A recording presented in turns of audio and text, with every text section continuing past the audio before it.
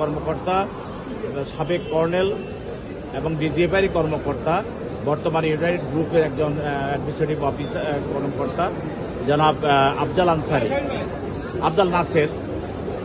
নাসের, তাকে তদন্তকারী কর্মকর্তা জিজ্ঞাসাবাদ করার জন্য 5 দিনের রিমান্ড প্রার্থনা করেছিলেন। বিজ্ঞ আদালত 2 দিনের রিমান্ড মঞ্জুর করে তাকে জিজ্ঞাসাবাদ করার জন্য, তার পক্ষে তার আইনজীবী ছিল, তার বক্তব্য শুনতেন। সবার বক্তব্য শোনার পর তাকে 2 দিনের রিমান্ড মঞ্জুর করে তাকে জিজ্ঞাসা করার জন্য তদন্তকারী কর্মকর্তার হাতে হেফাজতে প্রদান করেন। তদন্ত কর্মকর্তারা তদন্ত করছেন তাদের ফ্যাসিস্ট আমলে তাদের যে কর্মকাণ্ড এবং ডিজিএফআই তাদের থাকাকালীন অবস্থায় গুম, খুন, হত্যা সব বিভিন্ন কর্মকাণ্ডের সঙ্গে তাদের যে জড়িত, এই বিষয়ে সবকিছু বিষয়ে তাদের তদন্তকারী কর্মকর্তা খতিয়ে দেখছেন।